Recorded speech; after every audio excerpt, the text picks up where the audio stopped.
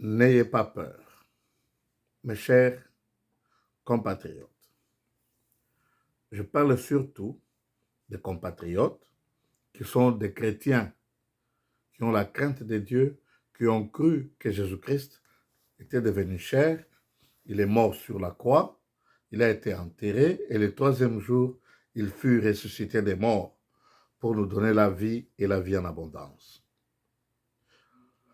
Nous sommes des Congolais, des Zaïrois, pour bien dire.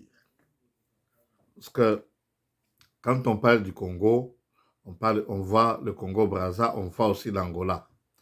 Parce que le royaume Congo, 3/4 est en Angola. Alors ici, nous parlons de quelque chose que nous avons déjà acquis. Un nom que nous aimons bien, le Zaïre. Et une devise que nous avons adoptée, que nous avons acceptée, c'est que quand on dit un père égale servir, c'est servir? Non.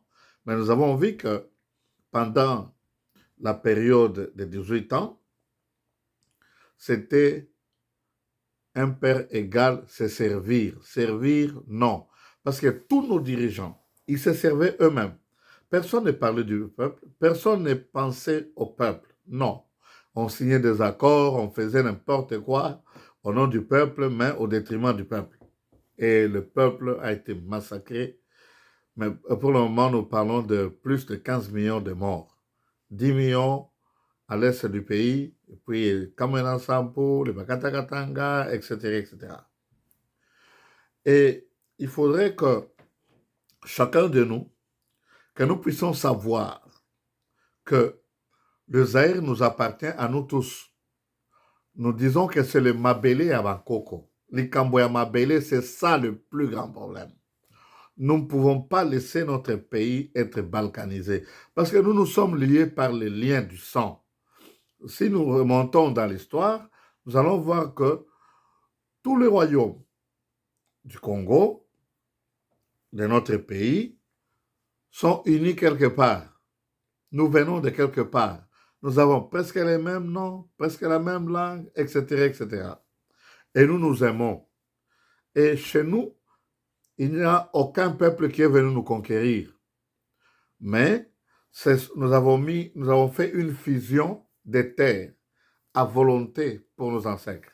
Ce sont nos ancêtres qui ont accepté. C'était une proposition des colons qui ont voulu que nous puissions mettre en commun nos terres.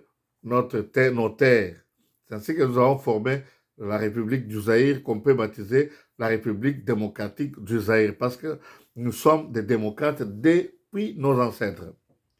Quand le chef décidait, c'était la volonté de tous les notables. Ils donnent des conseils. C'est comme quand j'étais à l'école secondaire, on nous disait que tu entres dans le bureau du directeur avec tes idées, tu y sors avec ses idées.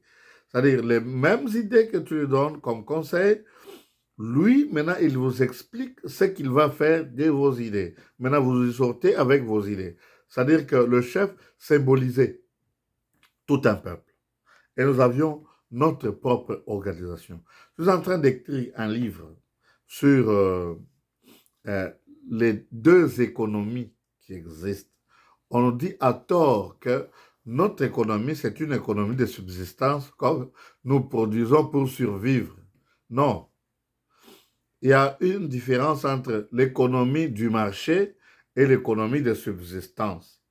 C'est-à-dire nos ancêtres et nous produisons pour la communauté.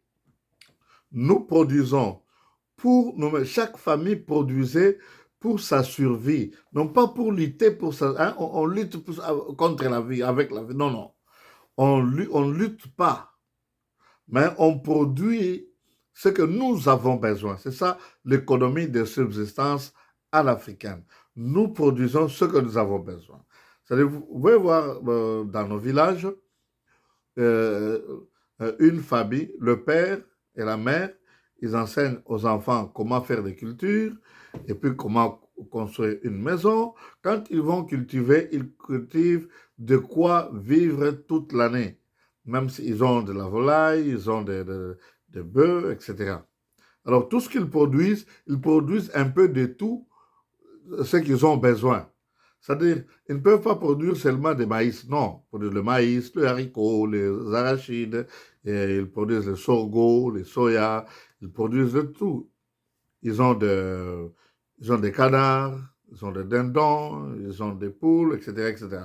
Tout ça, c'est, ils produisent ce qu'ils ont besoin.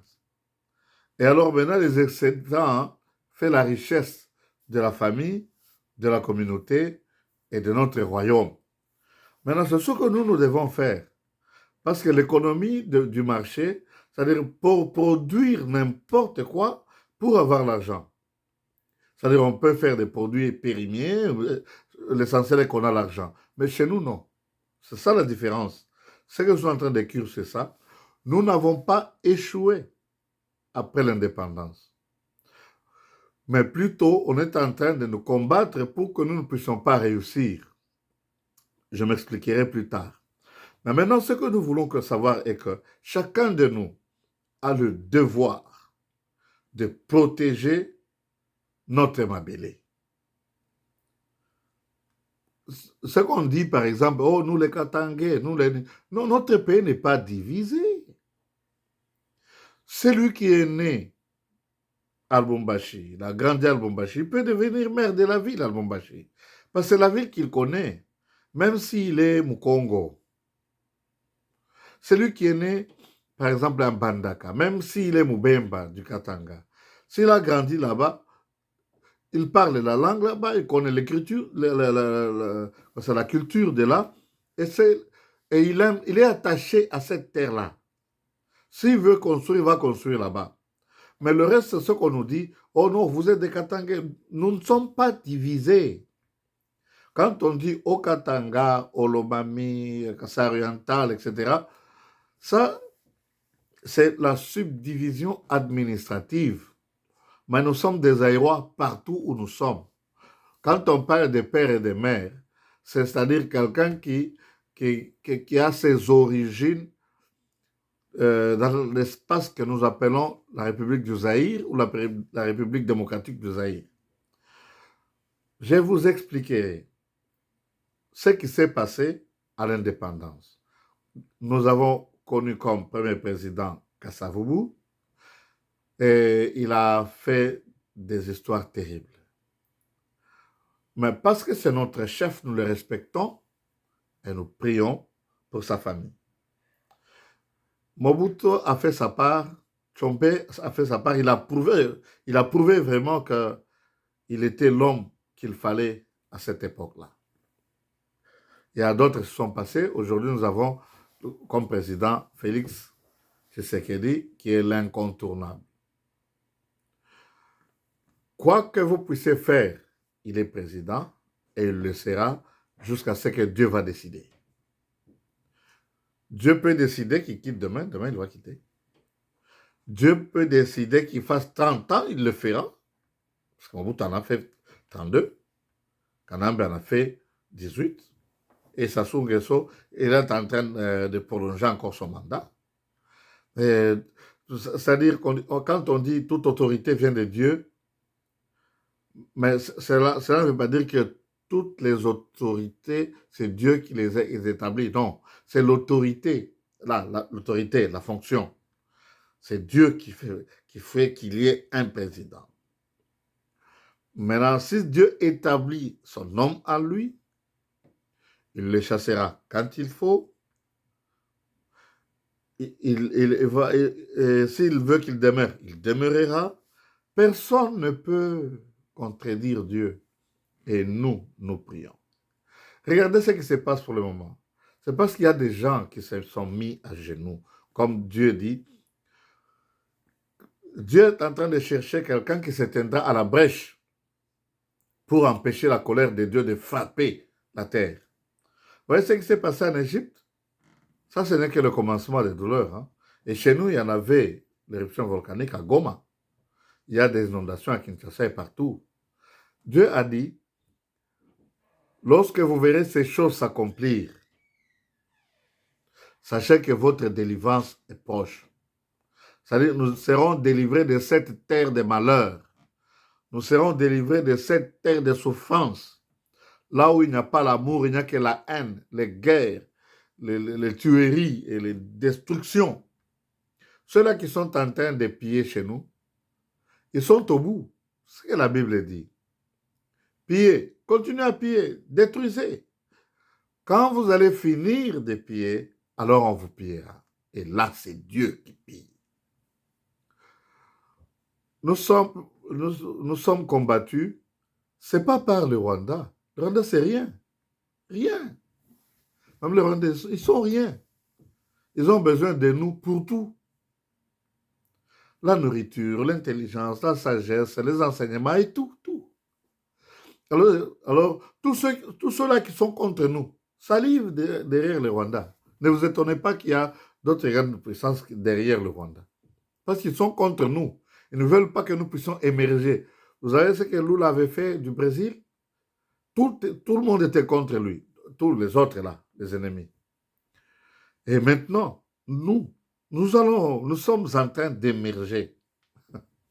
Nous sommes en train de monter et en flèche. C'est-à-dire, historiquement, nous sommes un peuple très fort. Nous sommes un peuple guerrier. C'est difficile de nous vaincre. On ne nous a pas encore vaincus. Ils sont en train de gagner certaines batailles, nous ont infiltrés. Puis c'est eux qui dirigeaient l'armée et même le pays. Mais ils n'ont rien fait. Maintenant que nous prenons les choses en main, regardez, vous ne connaissez pas Félix Tshisekedi, le président. Vous ne le connaissez pas. Là où vous voyez qu'il va échouer, il a déjà réussi. Et vous verrez sûrement les résultats après. Ne pensez pas qu'il réfléchit, mais il est inspiré par Dieu. Vous savez pourquoi le maréchal Mobutu était craint partout dans le monde entier? C'est parce qu'il n'était pas dans le même ordre mystique que ces gens-là. Mais ici, nous avons quelqu'un qui se met à genoux et qui prie Dieu.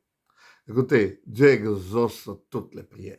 Pourquoi j'aimerais que tous ceux-là qui croient être des chrétiens ou qui professent être des enfants de Dieu et qui prêchent l'évangile, ou tous ceux-là qui réunissent les gens pour leur enseigner ce qui est dans la Bible, à tort ou à travers, tous ces gens-là qui se croient être serviteurs de Dieu ou qui se disent être serviteurs de Dieu, à cause seulement du nom du Fils de Dieu qu'ils portent en eux ou qu'ils professent dans leur bouche, hein, le Fils de Dieu qui était mort sur la croix, qui a pris nos péchés, nos souffrances, qui a pris nos iniquités, etc., qui a été enterré. Il a fait 3 jours dans le tombeau. Et le 3e jour, il est ressuscité avec les morts. C'est très profond. Comprenez ces choses. Alors, si vous croyez, même si vous avez des fétiches ou autre chose, le nom seulement que vous citez, je vous mets en garde. Participez au développement de notre pays parce que nous attendons l'avènement du Christ. Bientôt là, il va apparaître dans les airs et nous allons partir et ce sera la désolation. Il n'y en aura plus de pareils. Il n'y en a jamais eu et il n'y en aura plus. C'est maintenant qu'il faut servir Dieu. On dit, heureux les miséricordieux, car ils hériteront le royaume des cieux. Heureux ceux qui procurent la paix, car ils hériteront la terre. Écoutez, ça c'est après l'enlèvement. Hein? Vous comprenez bien? Nous vivons dans le monde physique par notre corps et nous vivons dans le monde spirituel par notre esprit. Parce que nous sommes des esprits qui vivent en esprit. Quand on dit nouvelle naissance, hein, c'est que vous êtes nés dans le royaume des cieux. L'esprit est dans le royaume des cieux, la chair est sur la terre. Quand la trompette sonnera,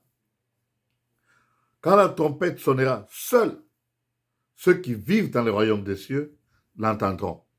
Et la chair va se transformer en incorruptibilité. Parce que la chair est corruptible. La chair peut se putréfier. La chair peut pourrir. Mais lorsque la chair va revêtir, se transformer en incorruptibilité, Alors à ce moment-là, la pesanteur n'aura pas de pouvoir sur nous. Nous irons à la rencontre du Seigneur dans les airs pour vivre avec lui. Mais nous reviendrons sur la terre pendant le règne des 1000 ans. Je vous expliquerai ces choses, mais je vous exhorte seulement à se mettre à genoux, parce que Dieu doit mettre à nu et à découvert tous ceux qui sont en train de combattre contre le Congo. Ceux-là qui financent les guerres, ceux-là qui tuent les gens, ils seront aussi pendus publiquement, brûlés comme ils sont en train de brûler les gens. Qui tuera par l'épée sera tué par l'épée. Vous êtes en train de brûler les civils, vous êtes en train d'égorger les gens, vous êtes en train de les entrecouper, les innocents, ils ne vous ont pas attaqué, ils n'ont pas volé vos biens, seulement à cause de leur terre. Vous les attaquez, vous les brûlez, vous les enterrez vivants. Sachez que là où vous le faites en cachette, mais vous serez mis à nu et à découvert et chacun sera puni selon ce qu'il aura fait. D'abord sur cette terre, comme nous le disons. Tout se paye ici-bas. Tous ces gens-là que vous admirez sont des voleurs, des détourneurs, des pilleurs, des gens qui tuent les autres, qui sèment des désordres par-ci, par-là. Si vos ancêtres ne sont pas des Aïrois, ils n'appartiennent pas à ceux qui ont fusionné des terres. Parce que chez nous, il y a des royaumes qui sont un petit nombre. Il y en a beaucoup. Nous les aimons, nous vivons avec eux. Tout le monde chez nous peut devenir ce qu'il veut, mais la main de Dieu sera sur lui. Bon entendeur, salut, que Dieu vous bénisse, merci et à la prochaine.